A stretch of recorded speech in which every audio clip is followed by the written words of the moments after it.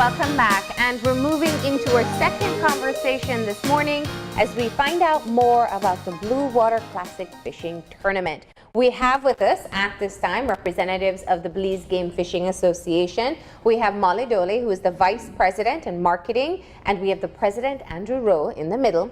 And on the end, we have Victor Shaw, who is the Sports Fishing Coordinator at the Coastal Zone Management Authority and Institute. Good morning and welcome. Good morning. And thank you for being here. Thank you. Thanks for having us. So before we get into the details of the tournament itself, let's just talk about sports fishing and how much it's been growing. Obviously, there is a clear partnership here with the fishing authorities. So let's talk about it from that perspective. Andrew? So yes, sports fishing, it's always been a big sport in Belize, but I think it is growing, especially where tourism is concerned as well. We have a lot of people who come to Belize because we have some of the best fishing in the world.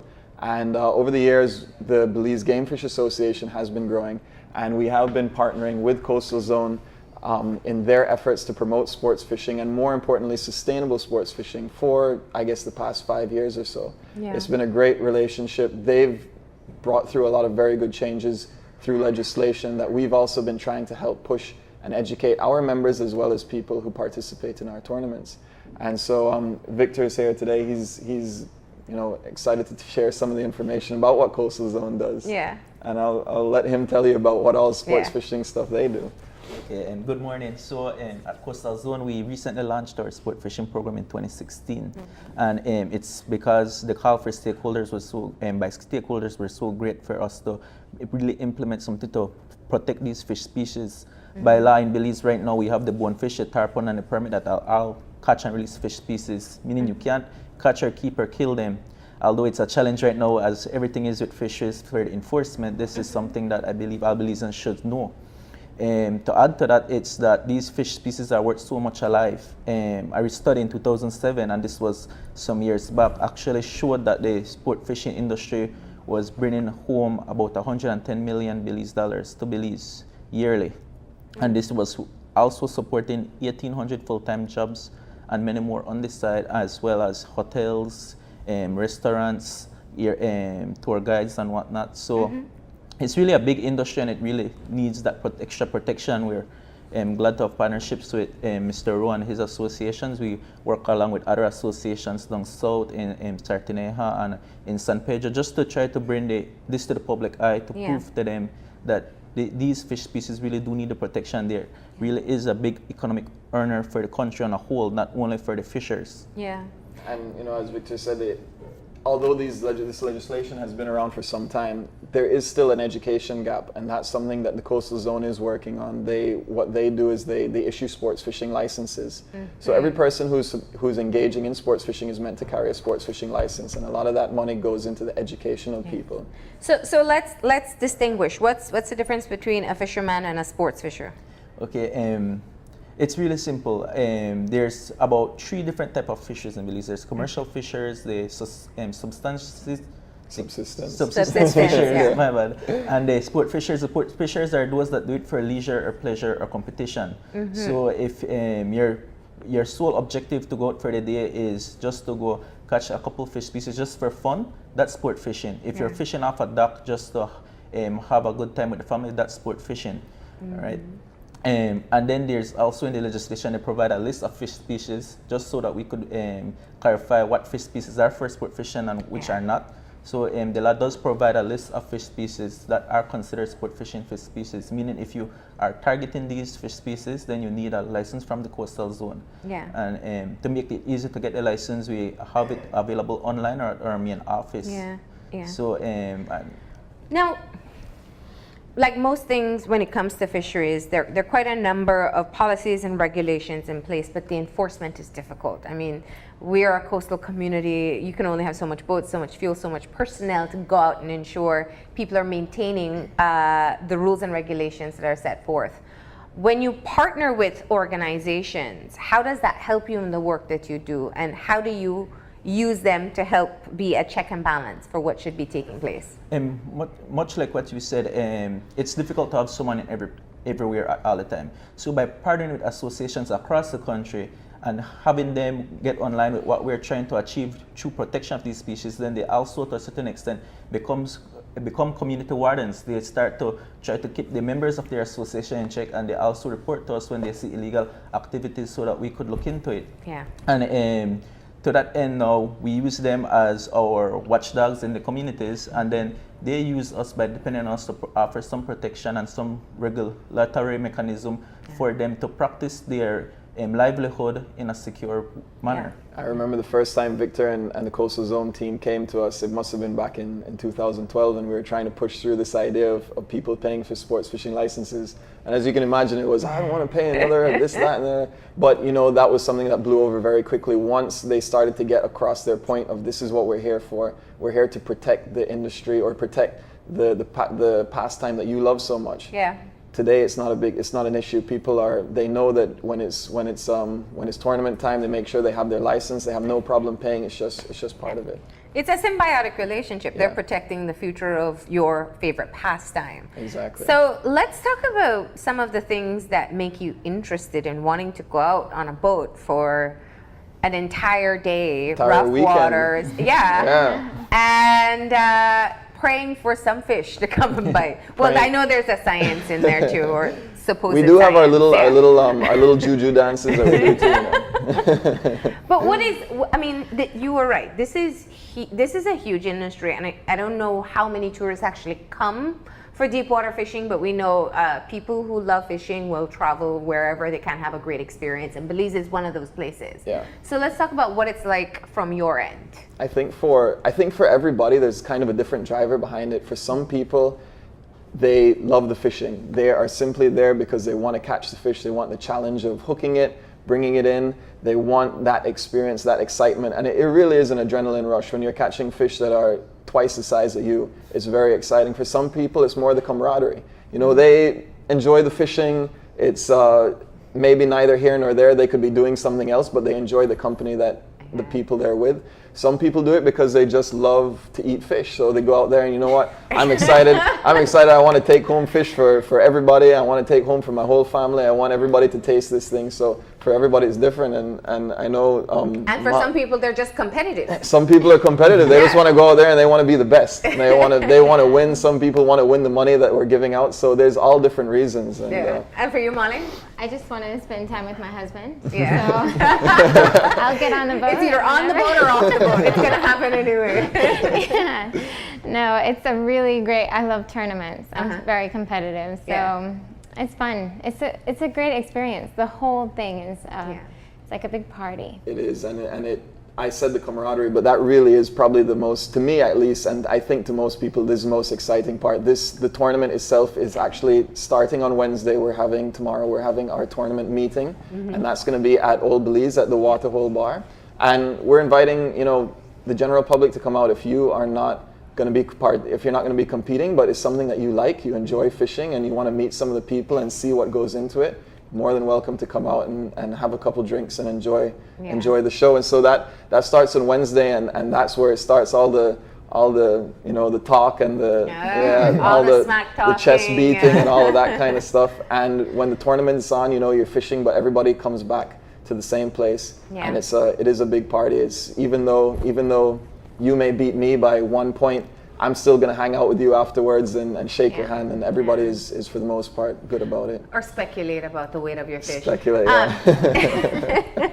So you're moving the tournament this year. It's not going to be based at Old Belize as it has been, or at Radisson, I should say. You're going to Saltwater Key. Talk to us about why you're making that move. Exactly. Saltwater. I'm not sure why we did it. But, it's exciting. Yeah, it was. Saltwater Key was actually where this tournament originated. So it wasn't called the Blue Water Classic back then. It was called the Belican Spectacular in 1991. Was the first time we had it. It was out of St. George's Key.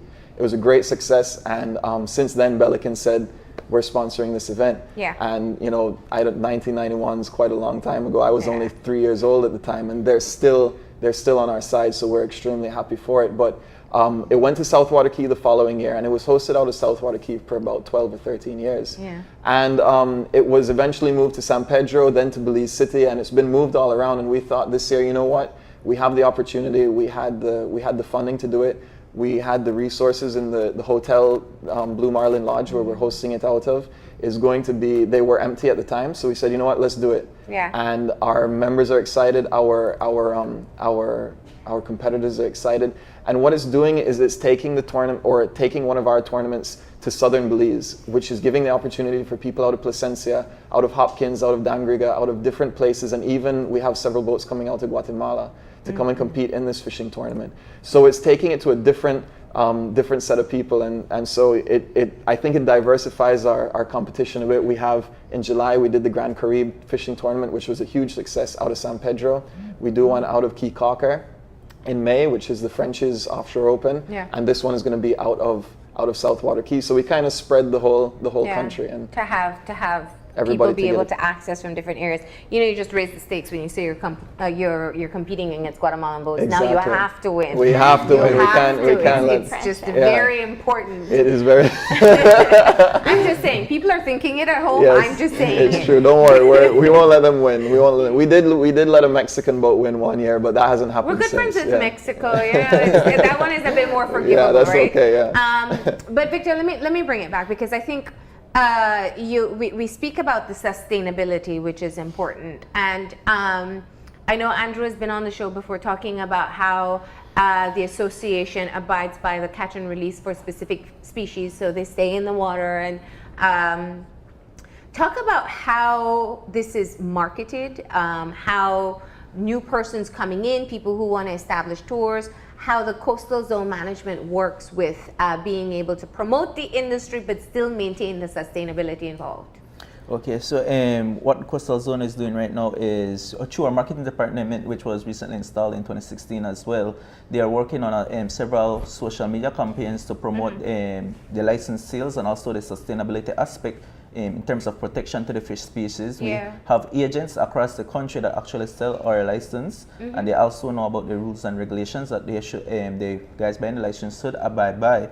And we recently launched a sticker campaign in the key tourist location. So we are putting up signs saying that, you know, be legal. These fish species are protected by law, and you also need to buy a sport fishing license in order to catch them, right? So we're trying to get the word out there that yes, come to Belize, enjoy our fishing, but at the same time you have to enjoy it by following these certain rules and regulations. And surprisingly, really dedicated sport fishers aren't a problem. These guys already come from a background that they are ecologists, or they are friendly to the environment, so they themselves would catch and release fish species that aren't even protected in Belize.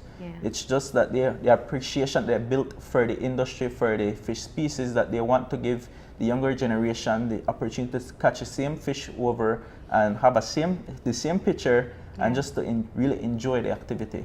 And you know, Victor said that, you know, these guys come to Belize and they release fish that aren't mandated by our laws to be released, but that's something that the Belize Game Fish Association has been pushing as well. The only fish catch and release species in Belize that are catch and released by law are the tarpon, the bonefish, and the permit.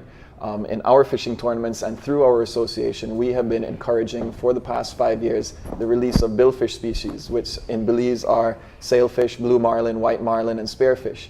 And again, it was something that it was a change, and it was difficult at first, but I myself am shocked at how quickly it's taken off. From north to south, everybody has embraced it, not just in our tournaments, but outside. And these are fish species that aren't protected by law, but I think the people who fish for them see that they need to be protected. They're not valuable as a meat species. You can't take it to the market and sell it for a good price because it's not tasty fish. So they have embraced it, and it's something that we really are happy to see that we push forward, and we are seeing stocks of fish increase. I don't know if it's a coincidence, if it's by flukes, but we are seeing more fish. Which means a better experience when you go out fishing. Now, Molly, of course, you have to tell us about the women who are interested in fishing. Every time I ask Andrew if it's all men, he made sure he brought a female with him this time. But talk to us about it. You know, there are a surprising number of women who really enjoy the sport. Whether sometimes the tournament days are very long. I mean, from 5 to Especially when you have to sit with a bunch of men on board all day long, you know, listen to them. It's exhausting in so many ways, but it's still really fun to go out with your family. And fishing is something that I really think it's great for a family to do. And I heard a rumor that there's an all-female boat this year in the tournament. So I'm kind of excited to see what happens there. It's happened before, yeah. There was an all-female boat, and you know, it was kind of like I guess a photo contest. Who could catch up to the female boat and snap a picture of them in the bikinis? And they were great about it. They'd wave to everybody, and so yeah, we're hoping that happens. You're hoping that you beat them as much as the Guatemalans. Yeah, exactly. I was gonna say now the stakes are even higher. The all-girls boat has to win, and they have won before, so they don't mess around. These are serious ladies. Because they're focused. They're not chasing another boat. No, I like that. You know, I think obviously people want to be able to experience the best of Belize, and this is one of the best experiences you can have in Belize, and to be able, as early as it is, to see the beautiful sunrise, the sunsets, and just see what we're blessed with in terms of our natural resources. But let's talk about those prizes. We got some good prize money this year. We're giving out, first place is going to be $7,000. And there are, you know, the boat that wins first place often wins a lot of other prizes as well. So it's highly likely that the first place boat is going to take home over $10,000. And with the price of fuel these days, you need to win some good money, because otherwise you're not going to be able to afford to go fishing again. So and as you can see, we also have various prizes for different species. So heaviest wahoo, heaviest dorado, those are just a type of species that people will be catching. There's a top female angler prize, of course. There's a top junior angler prize, because we do have several young kids. A junior angler is anybody 16 years or younger. What's the youngest junior angler you had? The youngest that we've had? Who's won that prize? About what age? I think it must have been myself a very long time ago. I think I won it when I was about 7 years old. But we have the fish was like this big? No. I'll bring the picture next time for you. But we have had quite a few young people. And it's, you know, that to me, I've started taking out kids fishing now, friends' kids, and that really is what gets you excited. Seeing the excitement that you lived through once and now reliving it through a young person is really what brings it back to you. So we do try to encourage the younger generation in the sport. You don't need a sports fishing license if you're under 16, right? Yeah. Under 16, no, and over 65 as well. Over 65. Okay. Yeah, those are your grace periods. So tomorrow evening, you'll have your briefing at Old Belize. Yep. And while it is for persons who are going to be in the competition, you also welcome other persons to come in and just see what it's like. Exactly, have a good time. We're also going to try and put it on our live feed on our Facebook page. We did actually, so this tournament's not having it, but for our last tournament out of Grand Caribe, it was called a Bimini Start, where all the boats come together in the morning before the tournament starts and they take off. We did a great live feed on that, and people really enjoyed it. It's still on our Facebook page, so you can go and have a look. But for anybody who's not able to make it out, they can still watch it on our Facebook page. We're hoping that Southwater Key is a little bit remote, which is one of the attractions about it, but we're hoping to be able to have good internet access to be able to do more live feeds from the island. And you were talking about some of the beautiful sides of the sport, getting to see the sunrise and stuff. Southwater Key is one of the most beautiful places in this country. It's an island that sits on top of the Barrier Reef. When I say on top, I mean the island is here and the reef is right here. Yeah. And the blue is right on the other side. On the other side of the island. It is really amazing, and we're excited to be able to highlight a place like this, because you know they have their own challenges. They struggle with climate change. They've lost huge portions of their beaches on the south side of the island, and these are things that we, apart from being able to enjoy it, we do want to bring attention to it and some of the challenges that they face. How many boats are you anticipating to compete? We're hoping between 15 and 20 boats is what we normally get. Yeah. And any more is great. Okay. So yeah, we'll have to see. All right. Yeah. And it takes place this weekend Your event in Belize City is at Old Belize tomorrow night At 7. all right, At and 7. Hopefully people will be able to watch it live if they can't make it down there, get a room at Pelican or Blue Marlins Lodge, and find out what it's like when you Yeah. all come in with the fish, Yeah. right? Yeah, Okay. exactly. So thank you once again. And your Facebook page is Belize Game Fishing Association. And for anybody interested in getting involved in sports fishing, they have to get their license Yes, first. and they can, even if they want just information, they could visit our Facebook page as well at Sport Fishing Belize, or Coastal Zone Belize page is Coastal Zone Belize, obviously, right? Right. So if they just want general information on the, where they can buy a license, if they can't buy it online, they could ask us for agent location. They could ask us for any regulations or to clarify anything for them. Then they could just send us a quick message, and we usually will respond within the hour. All right, awesome. Well, thank you all for coming in. Thank Best you, of luck this Marlene. weekend. Thank you. Thank We're you. going to go ahead and take our break, and when we come back, we'll be talking about the annual Japan Day. So stay tuned.